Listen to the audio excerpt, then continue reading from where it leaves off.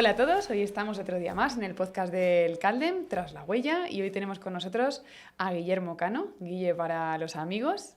¿Qué tal, Guille? ¿Cómo estás? Muy bien y agradecidísimo de estar aquí, darle las gracias al Caldem y a ti por la invitación porque tenía muchísimas ganas de hacer algo de esto, que al final es la primera vez que lo hago, o sea que muy bien, Bueno, muy contento. Guille aquí donde veis, pues bueno, es agente medioambiental, que hablando antes yo le he dicho agente forestal porque coloquialmente pues todo el mundo decimos, ¿no? Los forestales, pero bueno, me ha corregido bien diciéndome que, bueno, son agentes medioambientales y bueno, yo le conocía de antes, ¿verdad, Guille? Sí, Por las redes antes. sociales.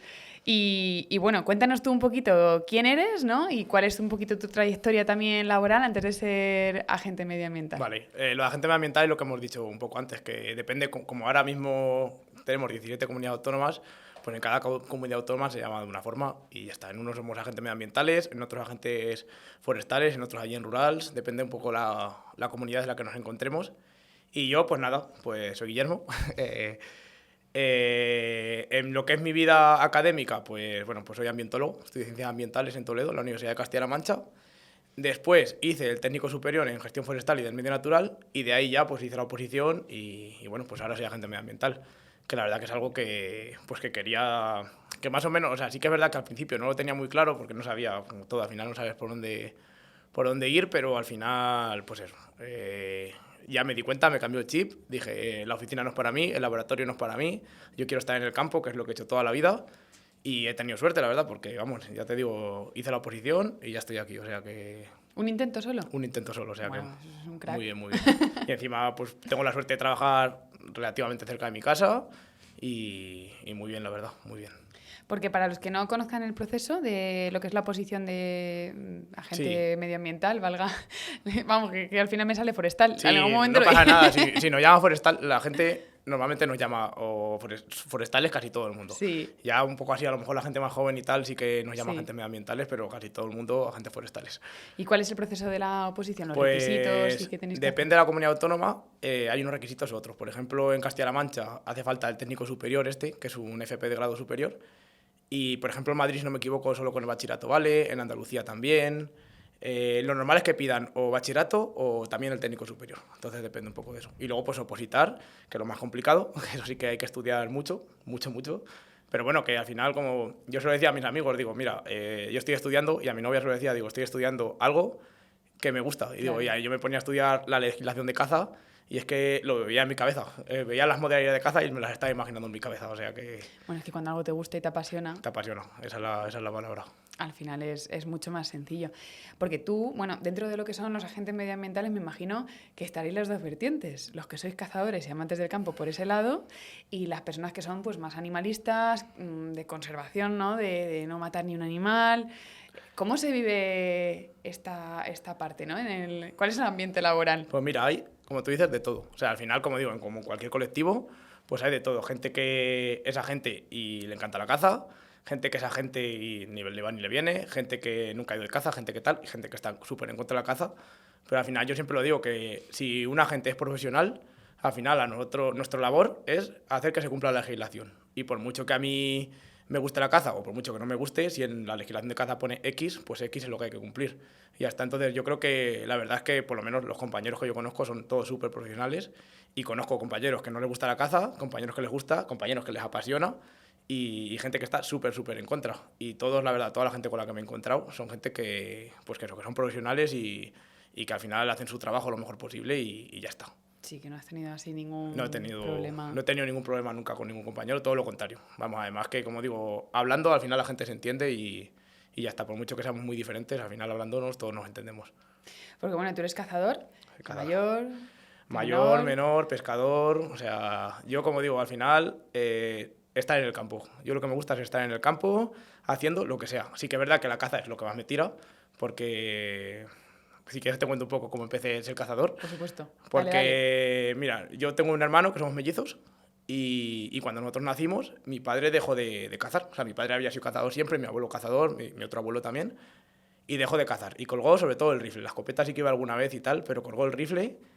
Y yo me acuerdo de pequeño que yo la imagen que más tengo es de mi padre, viéndolo ahora en la media veda, pues viniendo de codornices, con las perchas de codornices que ahora mismo ya no sé, ni están ni se le esperan prácticamente.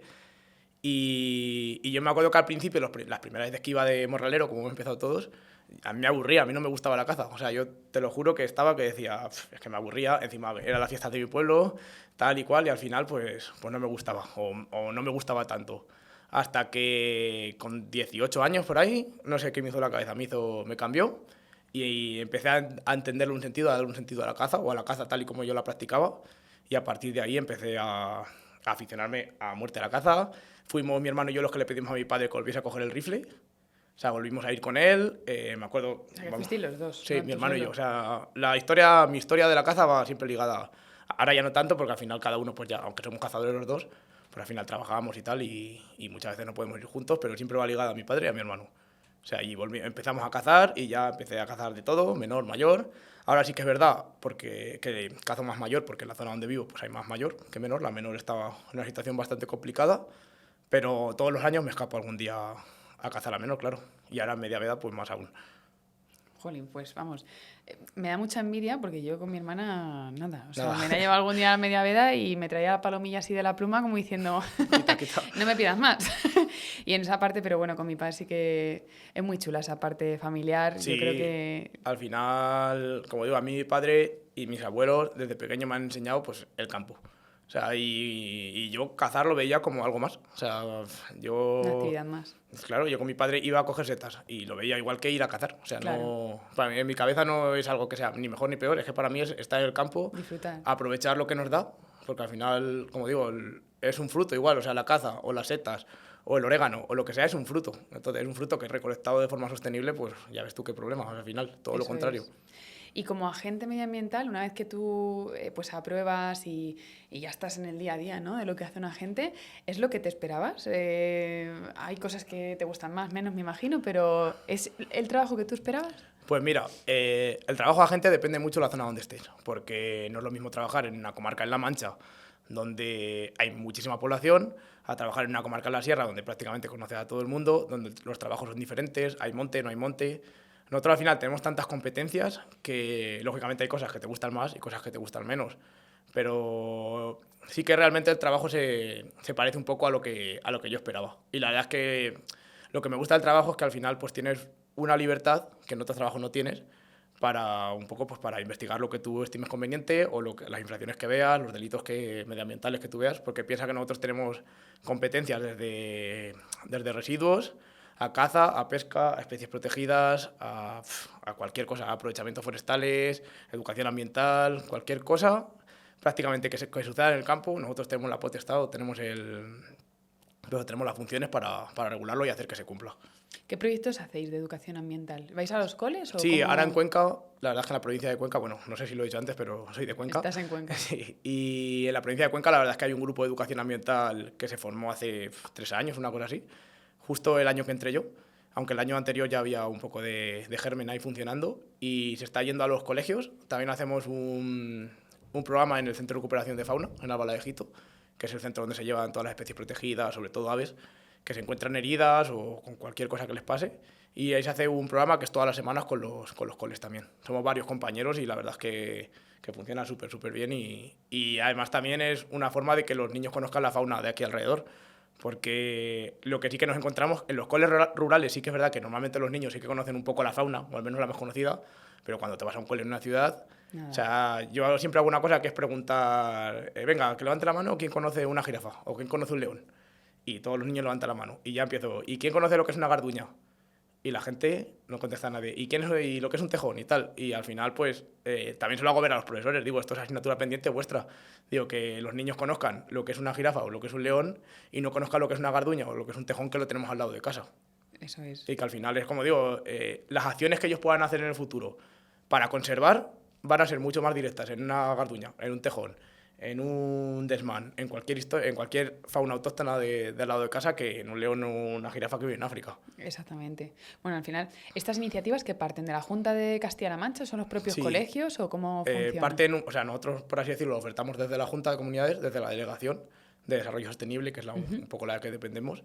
Pero también es verdad que sin la implicación de los agentes, todo esto no habría salido adelante. O sea, es gracias a los agentes que se han implicado y que la verdad es que el trabajo que están haciendo o que estamos haciendo es muy, muy bueno en ese sentido. A mí eso me encantaría hacerlo, ¿eh? Tengo que decir. Cuando quieras te vienes. La verdad es que, bueno, y sobre todo los niños, como digo yo, que están en bruto, ¿no? Que al final si les cuentan las cosas bien y no sesgada, pues Sí. bueno, yo creo que podemos cambiar muchas cositas. Luego, por otro lado, Guille, también lo comentábamos antes, ¿no? ¿Hasta dónde llega el Seprona? ¿Dónde empezáis vosotros? ¿Trabajáis conjunto? ¿Es lo mismo? ¿No? ¿Podéis sancionar? Cuéntanos un poquito todo esto para que todo el mundo... Claro, pues mira, nosotros, para que te hagas un poco la idea así por encima, los cuerpos de agentes forestales nacemos en el 1877. O sea que tenemos muchísima historia. Y el Seprona, si no me equivoco, en el 1985. O sea que, entre comillas, el Seprona, aunque por así decirlo, el origen es común, el Seprona lleva mucho menos tiempo que nosotros, que los forestales, por así decirlo, como ente. ¿Qué pasó? Que cuando llegó la democracia, pues las comunidades autónomas tomaron esas competencias y cada uno se diferenció.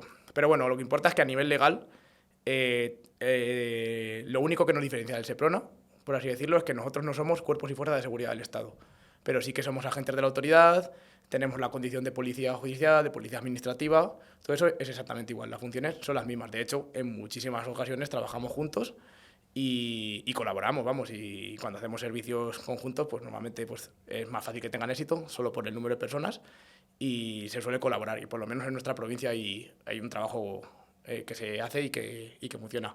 Sí que es verdad que agentes somos muchos más que Seprona hay prácticamente muy poquitos, entonces al final ellos no pueden llegar, aunque en ocasiones tengan más medios, pues nosotros llegamos solo por número de personas, llegamos a sitios donde ellos es más difícil que lleguen por el número de personas, nada más. Claro, pero al final, vale, hay más forestales, Sí. pero todos cuando queremos denunciar algún tipo de infracción, en nuestra cabeza es, voy a llamar a Seprona, Sí. ¿no? Bueno, De hecho, denunciar o comunicar o cualquier sí, historia. o cualquier cosa. Sí, de hecho, muchas veces la gente cuando nos ve aparecer dice, ya viene el Seprona. Claro. Eso ocurre muchísimo, pero eso al final es como digo, pues al final tú piensas que el Seprona es una entidad pública que todo el mundo conoce, la Guardia Civil, y nosotros, como somos 17 cuerpos distintos, pues es un poco más difícil que la gente nos conozca. Y sí que es verdad que nos conocen un poco como con los forestales, y con ese nombre nos conocen un poco todos, pero sí que normalmente a mucha gente le da el chip de tengo que llamar a la Guardia Civil o tal. Sí, sí. Y yo siempre lo digo a la gente que al final, ante cualquier cosa, por ejemplo, un animal herido, protegido o cualquier historia, hay que llamar al 112 y el 112 ya deriva a quien haga falta. Vamos, nosotros, de hecho, la mayoría de avisos vienen directamente por 112 y es lo mejor. Y lo que más pregunta antes sí que nosotros podemos sancionar, igual que la Guardia Civil, igual que cualquier otro cuerpo de fuerza de seguridad Retirada del de Estado. armas y lo que haga Decomiso falta. de armas, medidas cautelares, lo que haga falta. Bueno, esto es interesante saberlo porque al final, pues es eso, muchas veces llamas a Guardia Civil, no podemos ir, No tal, podemos no sé ir, qué. exactamente. Y dices, jolines, pero es que forestales hay muchísimos más. Yo, vamos, veo muchísimos más coches Sí. de forestales en el campo que de Seprona Claro, en al este final caso. piensa que la Guardia Civil pues tiene muchísimas más competencias. Entonces, pues al final, solo por número, nosotros al final nos dedicamos un poco más a lo que es la naturaleza. También, como digo, tenemos formación específica en lo que es la naturaleza. Claro. Porque al final Guardia Civil no te sigue, o sea, te siguen, creo que es bachillerato, pero luego, aunque tú te especializas hacia Seprona, no tienes la formación, digamos, exigida sobre un determinado tema, sobre naturaleza en este caso. Porque hay que tener, o sea, para ser agente medioambiental hay que tener algún tipo de En módulo. Castilla-La Mancha sí, el FP superior de gestión forestal y del medio natural. Vale, y en otras comunidades a lo mejor En no. otras no, en otras es bachillerato solo. Dependiendo. Dependiendo un Claro. poco de la comunidad, sí. Bueno, es que esto de las comunidades lo tocaremos un poquito lo más tocaremos adelante.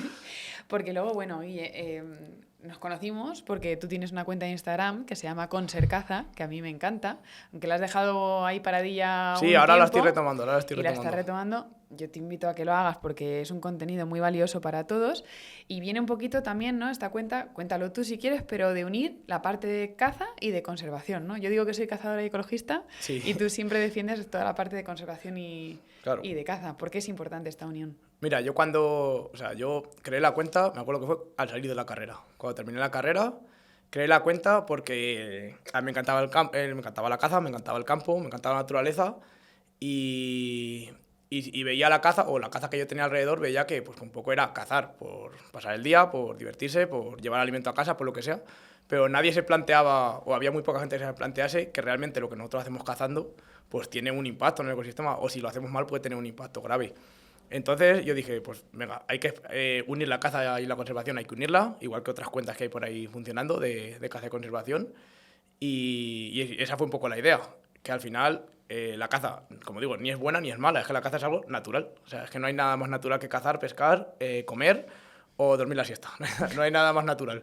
Entonces dije, esto hay que unirlo, sobre todo divulgarlo, porque el problema que tenemos en la caza y hemos tenido desde los últimos 40 años es que no hemos sabido divulgar lo que hacemos y un poco hemos solo exportado la imagen de pues que cazar es cazar un corzo, cazar un ciervo, colgarlo en la pared y ya está. Y la caza no es eso, o por lo menos como yo la vivo, la caza no es eso.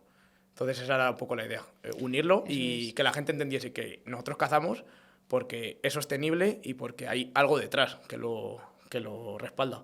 Y que realmente salimos a cazar, pero salimos más que cazamos. O sea, vamos, a ti te pasa, Guille, porque lo cuentas también, ¿no? Pero que te sientes pleno. O sea, Sí, he salido, he visto lo que haya visto, no he tirado por lo que sea, porque no me da la gana o porque no se puede ahora, pero he disfrutado viendo esos animales ahí tal cual. y ya te quedas tan contento. O sea, evidentemente, si encima culminas.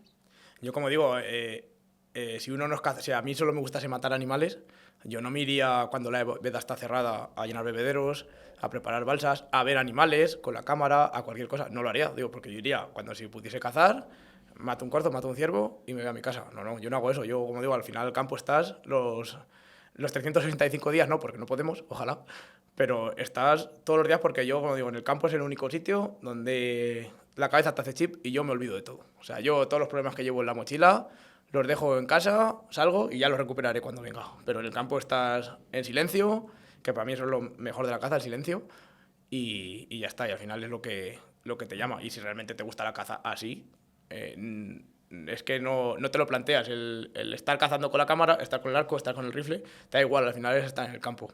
Y si Eso ya es. culminas, pues claro, al final es como... Es que te sientes muy pleno. Te sientes pleno, al final, como dices, todo el esfuerzo que yo estoy invirtiendo ha tenido su recompensa. Y ahora esto me lo voy a comer y le voy a dar a mi familia, a mi madre, a mi padre.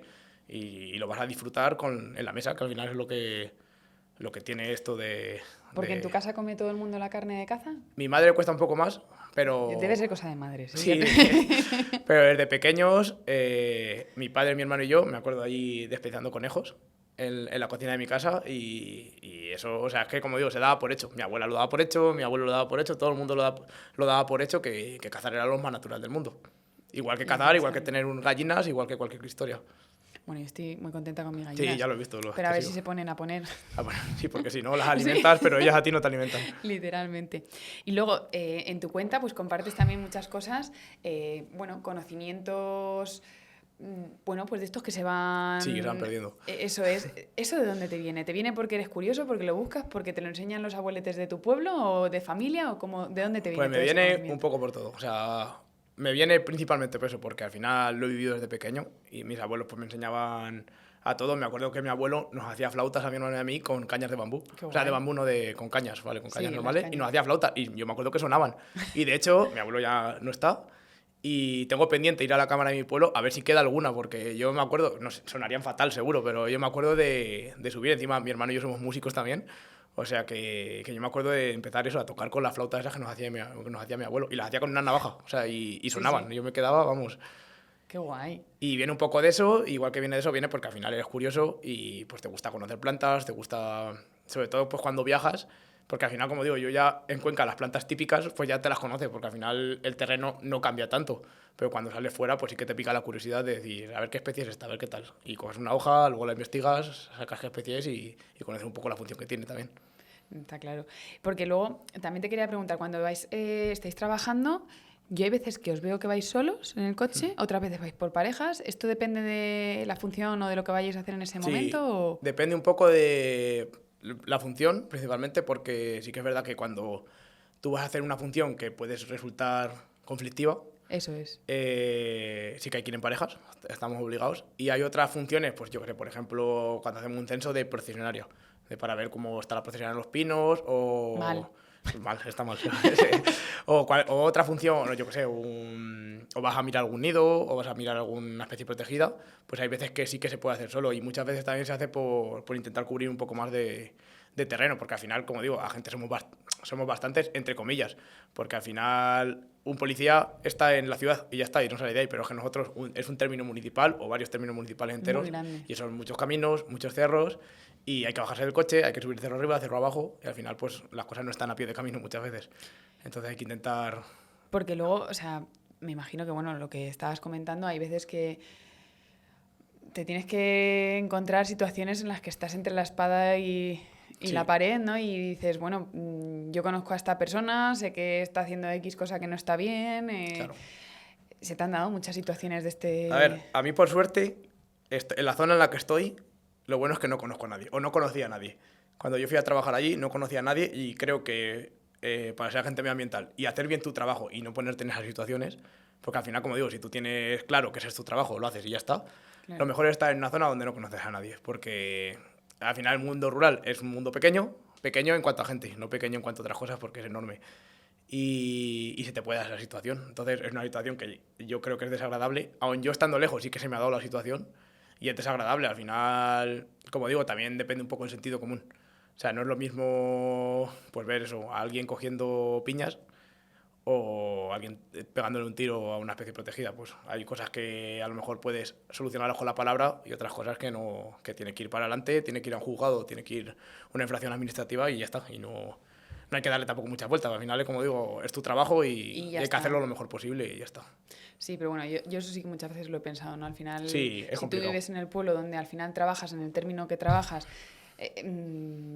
pues todo Conoces el a mundo, todo el mundo. efectivamente, los pueblos pequeños en las ciudades no pasa tanto, pero en los pueblos pequeños pues todo el mundo sabemos quién Sí. coge de un pie o de otro y bueno, Sí, es tus así. hijos viven allí, van al cole allí con sus hijos y bueno, es una situación un poco que yo creo que es peculiar y en ese sentido yo creo que un poco, bueno, Es complicado. sí. Al final todo depende de, como digo, sentido común.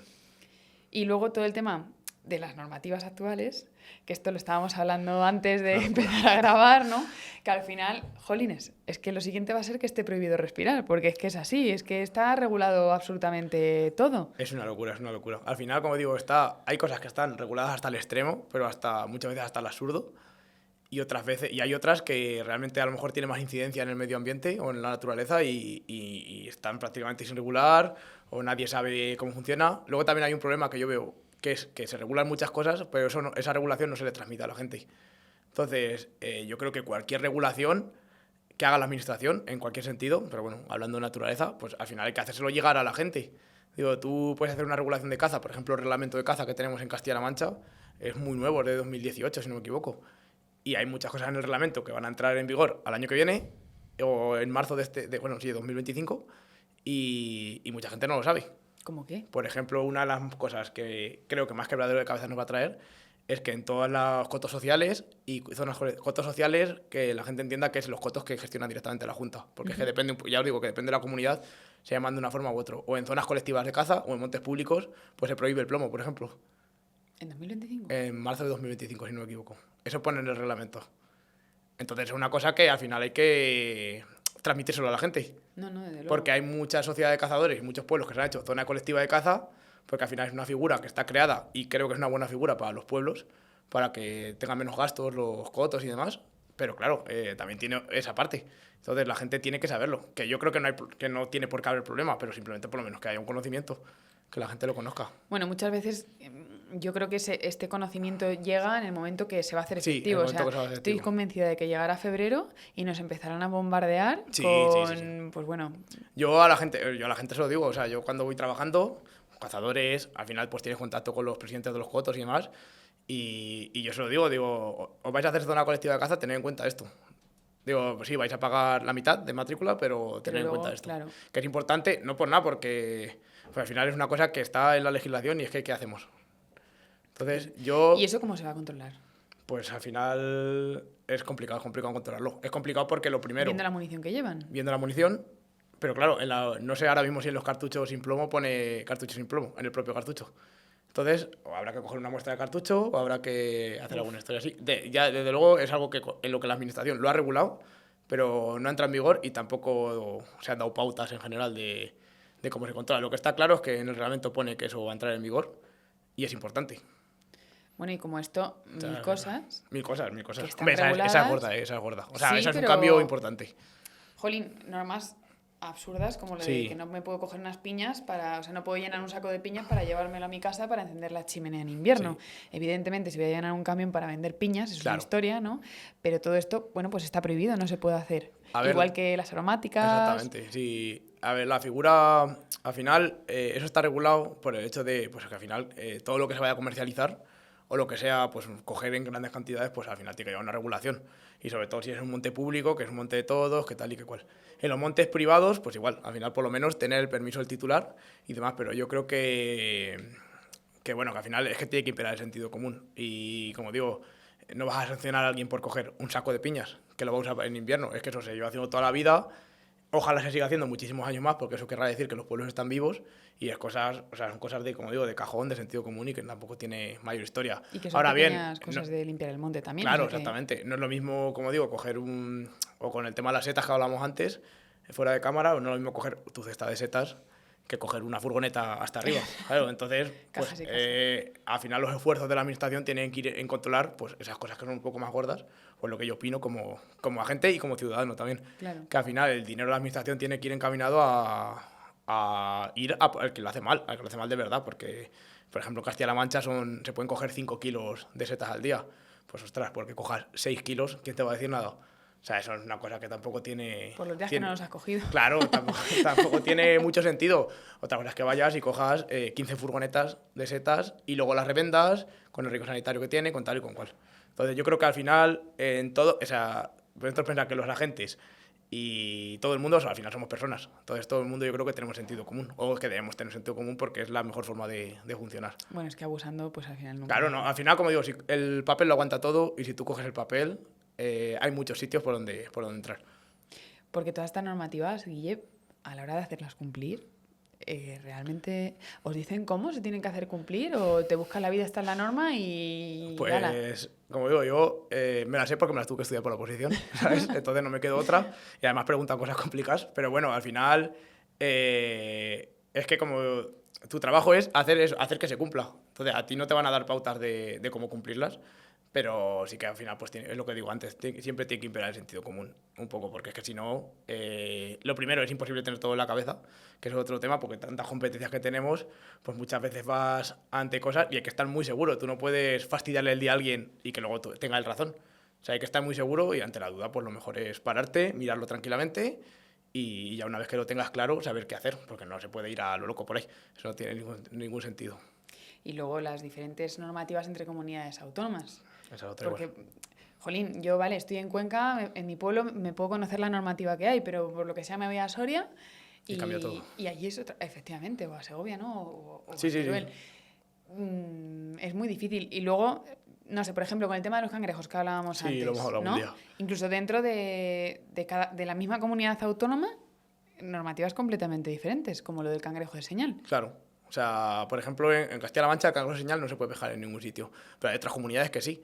¿Cuál es el tema? Que ahora mismo, como digo, antes vivíamos en nuestro pueblo, en nuestra ciudad, y no salíamos, pero ahora tú vives en Madrid, tienes tu pueblo en Cuenca, en Albacete, en Soria, vas, pescas cangrejos, no sabes qué hacer, pues pasa un poco eso. Entonces, estas cosas que al final son importantes, porque, por ejemplo, cangrejo de señal es una especie exótica invasora. Entonces, yo creo que esas cosas se tendrían que regular a nivel nacional. Y Pero que el la gente americano también. El americano también. Y la normativa no es la misma. Y la normativa no es la misma dependiendo de las comunidades. De hecho, esto era otra época, pero el americano se introdujo para pescarlo, para sacar dinero de él y para que los pueblos pudiesen vivir de ello. Jolines. Entonces se introdujo, creo que fue, no sé si fue en el Guadalquivir o por ahí, en Andalucía fue, no me acuerdo en qué sitio fue, pero fue en Andalucía. Y de ahí se fue extendiendo a todos los sitios.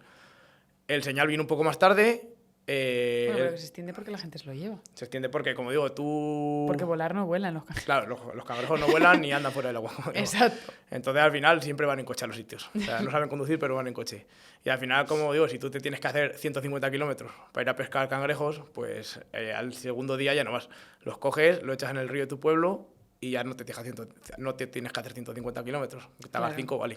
Ese es el problema, que al final, muchas veces, lo que pasa es que pagamos justo por pecadores. Y haciendo las cosas bien, al final tú coges cangrejos, te los comes, lo usas para lo que quieras y ya está. El problema es cuando pues la gente los trasloca de un sitio a otro con el daño que hacen, porque no tienen... O sea, la gente muchas veces no es consciente del daño que puede hacer con algo así. Porque Una cosa que parece claro, tan, tenemos tan nuestro tonta. cangrejo, que es el cangrejo autóctono, que los más mayores se acordarán. Vamos, yo me acuerdo de mi abuelo que me contaba que cogían sacos y sacos de cangrejos autóctonos en el río de mi pueblo y ahora no hay nada. Vamos, no existe. Allí en esa zona no existe. Y al final todo esto viene por los dos cangrejos, por el de señal americano, que se han introducido en un montón de sitios, llevan un hongo en el caparazón, que es la bueno, producen una enfermedad que es la fanomicosis, que lo que hace es que debilita el caparazón de los autóctonos y se mueren. Y ya está, esa es la... Entonces, ¿dónde llega el O sea, cangrejo? que no es que se los O sea, no es que se los coman, coman ni que depredan directamente. O sea, sí que es verdad que compiten un poco por el alimento, pero sobre todo es la fanomicosis, la enfermedad que produce, que es un hongo, que lo llevan en el caparazón, lo transmiten al nuestro y el nuestro se muere. O sea, además que es fulminante. Donde llega un cangrejo, o sea, un cangrejo americano o de señal, se carga el nuestro. Fíjate, yo eso no sabía. Yo pensaba que era por recursos. Que o va, sea... nada. Es por la enfermedad. Y de hecho, ahora mismo donde queda cangrejo autóctono es en los reductos donde no ha llegado el otro. Claro. En las zonas altas de los ríos donde, pues yo qué sé, hay una cascada y no pueden subir, o alguna historia así, es las zonas donde queda. Si no, no quedaría nada en España. Contando con que no echen por allí, claro. Claro. Porque luego está la segunda parte, en los sitios donde se puede pescar. El americano, por ejemplo, Sí. ¿no? Al lado de la Roda de mi pueblo, que Sí. le comentaba antes que pescábamos, estamos obligados a caparlos, que sería como, bueno, Sí, matarlos. matarlos realmente. En el río antes de transportarlos. Eso es. Entonces, Eso viene también porque, bueno, hay una normativa de especies exóticas que lo que dice es que todas las especies exóticas invasoras o sea, no se pueden transportar en vivo. Nada de eso, o sea, sobre todo pues las que se pescan o cacen, en este caso se pescan. ¿y de peces? ¿Hay alguna...? Muchísimas. ¿Sí? O sea, exóticas, muchísimas. O sea, pues los lucios, el blasbar, la lucioperca... Bueno, dicen que no se pueden... Una vez que lo pescas, un lucio, por ejemplo, no deberías de volverlo a soltar, ¿no? Claro, claro, o sea, es una especie exótica, de hecho, está prohibido soltarlos. O sea, entonces, es que, como digo, es el sentido común. Digo, en un embalse donde hay 10.000 lucios, porque hay 10.001, no pasa nada. ¿Sabes? Ya. No, el impacto es el mismo. Pero en un sitio donde hay 0 lucios, a que pase a haber lucios, pues ya, sobre todo las especies autóctonas, que además es importante porque la gente no lo sabe, pero en la península ibérica tenemos más biodiversidad piscícola de peces que en la cuenca del Amazonas, por ejemplo. Ostras. Porque tenemos la loina del Júcar, la del Tajo, la del Segura, la de tal. Al final tenemos un montón de ríos que están separados, cada uno tira por un lado, y las especies son diferentes, aunque son muy parecidas, y luego las ves y realmente son muy parecidas, pero genéticamente son distintas. Entonces son especies Ostras. distintas. Y es importante conservar eso, conservar la pesca, conservar los peces, porque es un tesoro, eso sí que es un tesoro que tenemos en España. Y a nivel animales exóticos, yo no sé, yo antes yo no veía meloncillos o tejones como veo ahora, yo veo una barbaridad. ¿Son autóctonos? Claro, ahí hay un debate grande. Es que es complicado. Es que, sobre todo con el meloncillo. O sea, el tejón sí que, como digo, eso está claro que es autóctono y ya está, eso no tiene mucha historia. Pero también hay más ahora. Sí, o por lo menos se ven más. Yo sí que veo Sí. más. Sí que veo más. También es verdad que antiguamente pues se cazaban, Bueno, claro, se les ponían daban caña. lazos ilegales, cepos y al final pues también morían tejones. Pero el meloncillo sí que es una especie que hay un debate científico de la leche. Lo primero porque legalmente no está regulado, no está recogido en ningún sitio. Hay científicos que dicen y gente que dice que los introdujeron los árabes, ¿vale? Hace pues, un montón de años, no sé ahora Sí, mismo sí, qué no, época. desde luego. Y hay otros estudios que están demostrando que eso vino de la última glaciación. O sea, que pasó de África de manera natural. Entonces, si pasó de manera natural, no es una especie exótica. Claro. Si se introdujo, no sabemos hasta qué punto es exótica. Porque, por ejemplo, la carpa también se introdujo cuando los romanos o los fenicios, no me acuerdo cuál fue, y lleva aquí 2000 años en la península. Entonces, que eso es exótico, no es exótico. O el gamo. El gamo existía, desapareció y luego se volvió a introducir. O el muflón. Bueno, el muflón sí que se introdujo, pero no se ha demostrado que tenga el arruí, por ejemplo. Lleva mucho tiempo. No lleva tanto, ni muchísimo menos, pero también lleva bastante tiempo. Pero sobre todo el meloncillo que lleva, pues si es verdad lo que dicen que se vino en la última glaciación, pues lleva miles de años.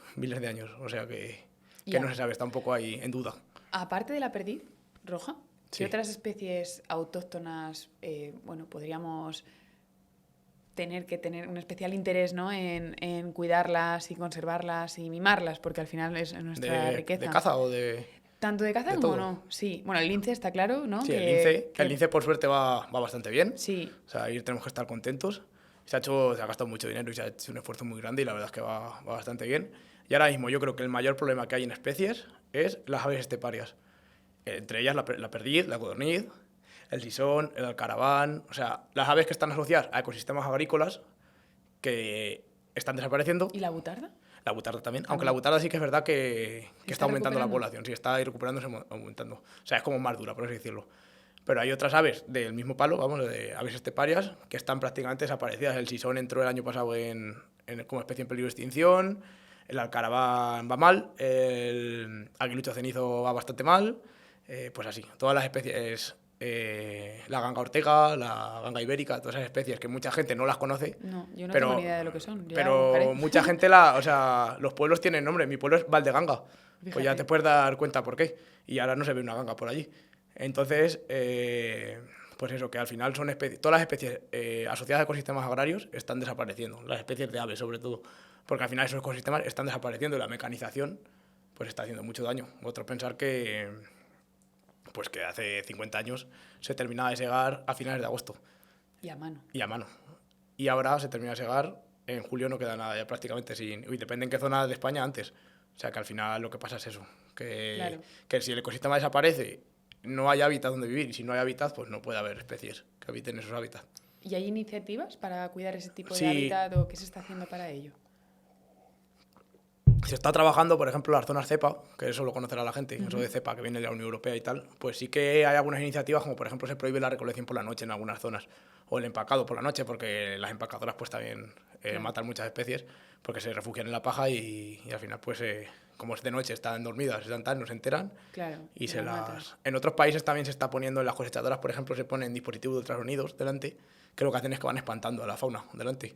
Que eso se ha hecho por los corzos, también se hace, en Alemania y otros países sí que se hace con los corzos, y también con especies ¿Y funciona? esteparias. Sí, funciona, o sea, funciona bastante bien. Bueno, es que al final algo tenemos Al final hacer. el problema que tiene es que los recursos son limitados y claro, hay que dedicar dinero a eso, pero también hay que dedicar dinero a la sanidad, a la educación, a tal, entonces los recursos son limitados y al final si hay que recortar algo, los políticos está claro dónde recortan, ¿no? Que yo creo que es en la naturaleza.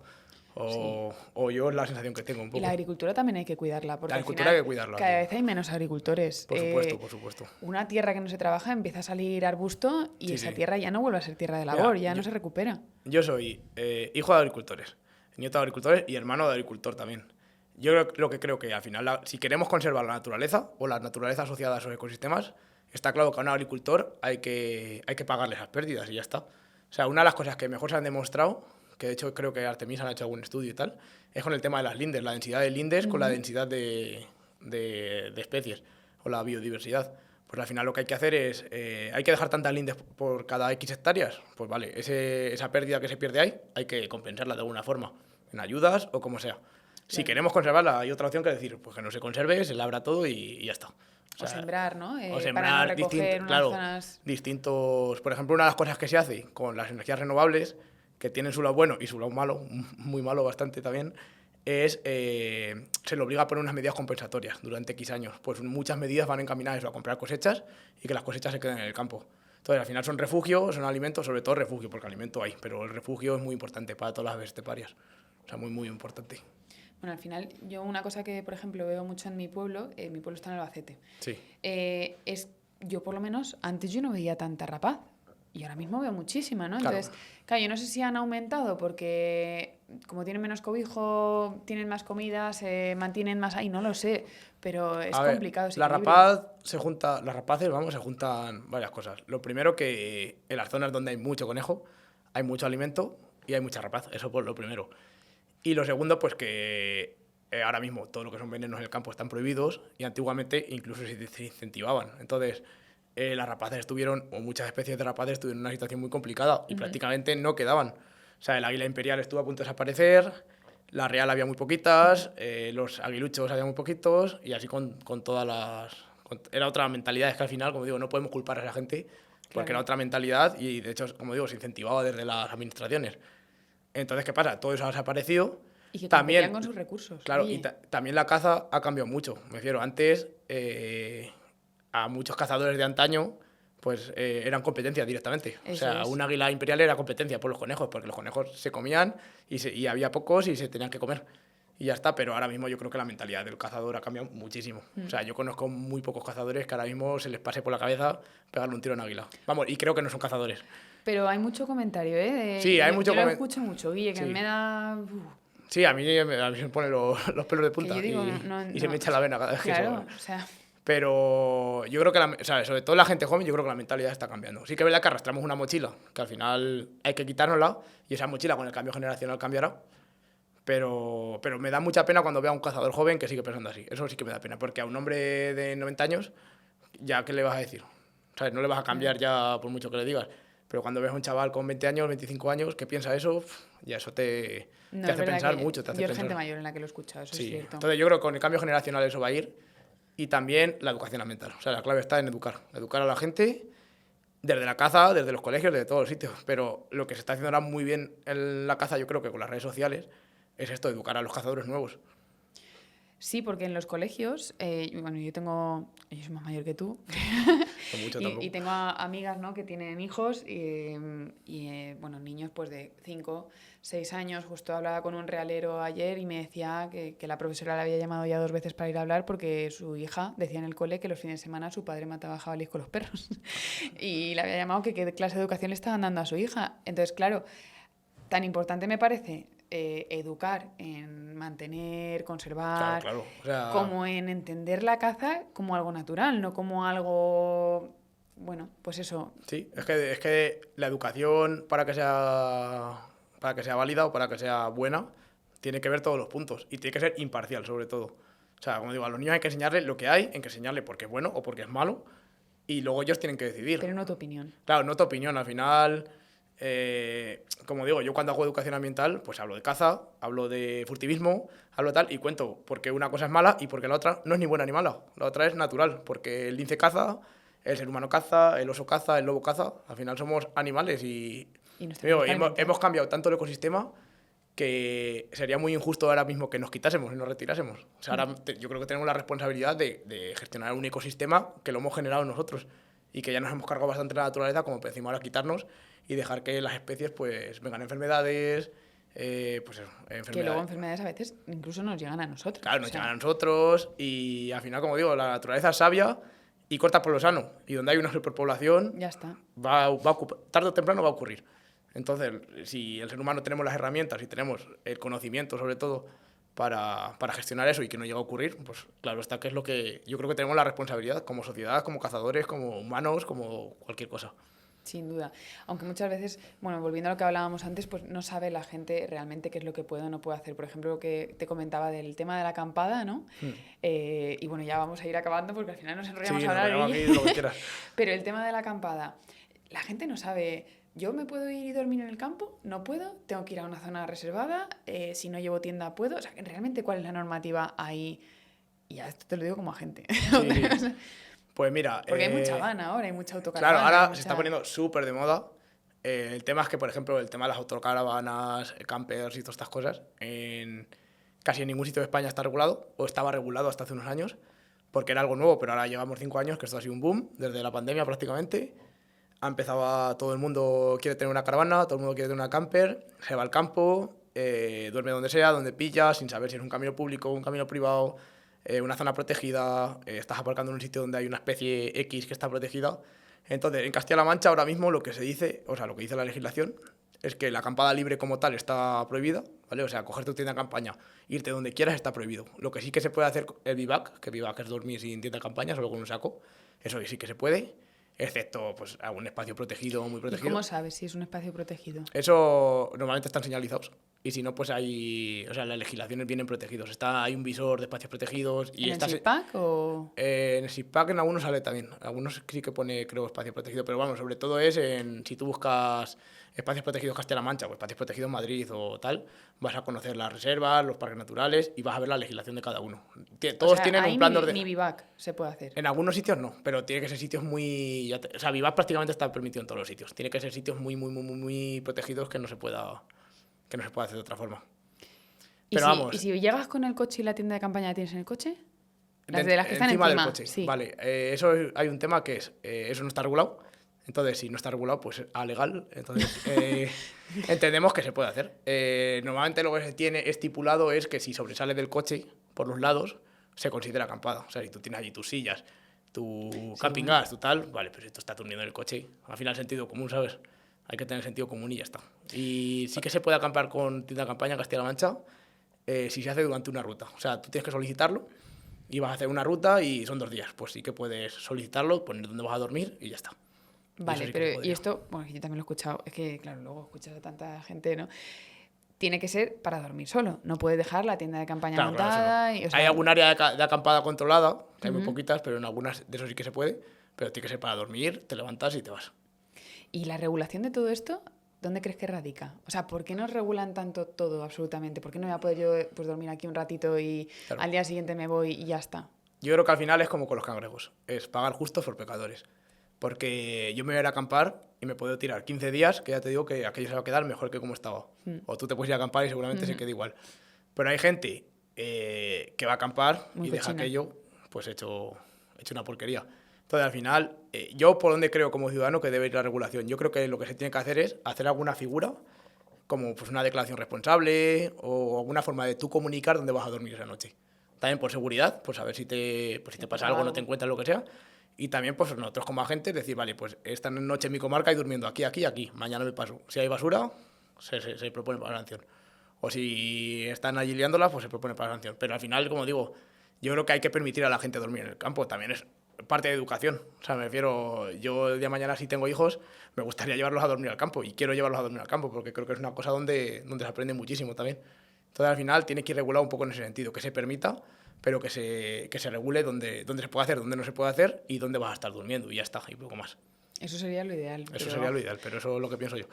Entonces, depende. Es complicado, la gente es muy cochina. Es muy cochina, Bueno, sí. ahí en la playa de Cañamares, que tú conoces esa zona también, en Cuenca, ya ves tú, que es una zona que soy, digo yo, que es venidor en verano. Sí, venidor Y aquello. se pone todo donde la gente aparca los coches lleno de papeles, de haberse Claro. limpiado, pues eso. Es al final también una consecuencia de que la gente al final se concentra en los mismos lugares siempre. Sí, pero es que somos muy guarros. Sí, somos porque muy guarros, es verdad. eres muy limpio para limpiarte, pero ese papel te lo llevas. Sí, tal O cual, sea, tal cual. Sí, o lo tiras al contenedor o te lo llevas en el coche te y lo ya llevas está. en y una fuera, y bolsita, punto, y igual ya que te está. llevas la lata de Coca-Cola. O Y sea, ya que está. al final eso no estaba ahí. No, eso no estaba ahí y ya está. Y es que debe ser así. Y es una guarrada, pero bueno. A ver si poquito a poco vamos... Yo creo que sí. O sea, hay que confiar en... No sé yo, cada vez nos prohíben más cosas, Guille. Yo sobre todo lo veo que al final hay que... O sea, sí que es verdad que, como digo, aunque para algunas cosas mal, la sociedad cada vez tiene más conciencia ambiental. Entonces es el momento de nosotros como cazadores de educar a esa gente, de enseñar y mostrar lo que hacemos y mostrar que lo que hacemos tiene una implicación o puede tener una implicación positiva en el ecosistema. Entonces hay que entenderlo y ya está. Yo creo que tampoco tiene mayor historia. Sí que es verdad que va a haber gente pues que por mucho que se lo pongas delante te va a decir que no a la caza, pero contra esa gente no se puede luchar. Bueno, O sea, pero tan pues ya respetable está. es Tan como el que respetable. nos gusta. Sí, tal cual. O sea, esa gente tendrá su opinión y ya está. Pero yo creo que hay como dice, hay un 10% que no, un 10% que sí y un 80% Que están en que medio. ni fu ni fa. Eso Pues es. a esa gente es a la que hay que llegar y hay que enseñar porque son los que realmente te van a escuchar. Sin duda. Y ya para finalizar, Guille, que siempre me gusta pues, haceros una pregunta, que es, ¿qué es lo que más feliz te hace a ti cuando estás en contacto con la naturaleza? O sea, con diferencia, con muchísima diferencia, el silencio.